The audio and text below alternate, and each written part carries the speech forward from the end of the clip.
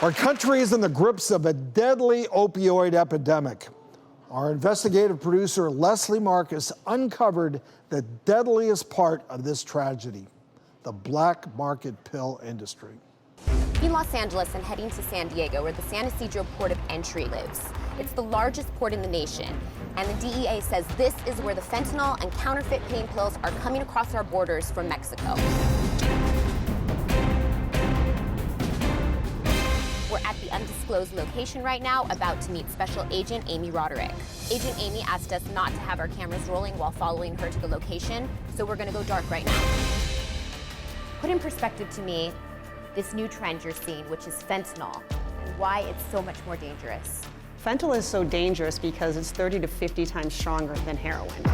A kilogram of fentanyl here in San Diego, which is the cheapest in the United States, would go anywhere from $31,000 to $35,000. Once you take that same kilo and you sell it in somewhere like Boston, Massachusetts, the price jacks up to double that. Tell me how the fentanyl is being dispersed throughout this entire country. So the Mexican cartels are sending the fentanyl up through the traditional smuggling routes right here in San Ysidro and Otay Mesa. They can send it up in vehicles, they can send it across with people, they could put it in people's luggage. So there's no real limit to the ways they can get their drugs across here in San Diego. And then from there, they go everywhere in the United States.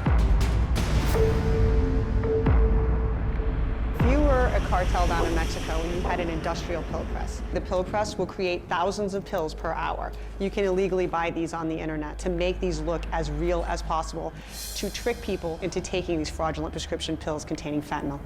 Can you explain to me how much harder it is to manufacture heroin versus make fentanyl, and why that's also fueling this crisis? If you are a Mexican drug cartel interested in profit only, you're harvesting poppies from seed to harvest. That's obviously a very long wait. Not only that, you need the manpower to go and harvest the paste from the poppy, bring it to a lab and manufacture that into heroin.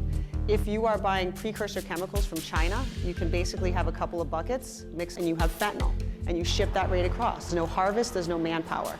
Obviously a lot better financially. There are small-time labs that can purchase chemicals directly from China over the internet or the dark net, and then they can manufacture the fentanyl or make fraudulent prescription pills containing fentanyl. And there's no way to regulate that. It's just someone who has no chemical background with some blenders. What kind of counterfeit pain pills are you finding the fentanyl in? Oxycodone, Norcos, but we've also seen it in drugs such as Xanax, which is not an opioid. Pill shopping for any kind of drug on the street is like playing Russian roulette.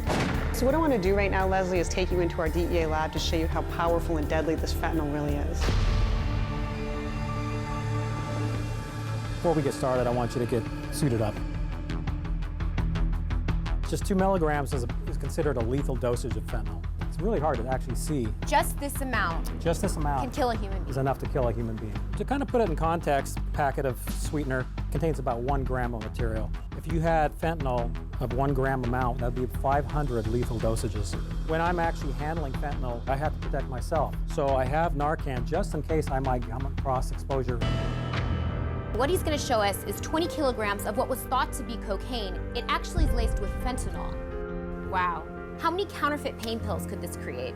50,000 pills, wholesaling for around $30,000. If you tablet it out, you're looking at multi-million dollars. So you can imagine if someone actually did a line of cocaine, which might be like 10 milligrams, and snorted it, they'd be dead before they got to the other end of the line.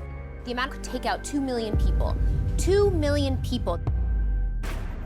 Everything you see right here, they look just like the real thing. More than 20,000 oxycodone, which are the most popular pain pills on the streets. The one on the left is a real oxycodone, and the one on the right is a fake one.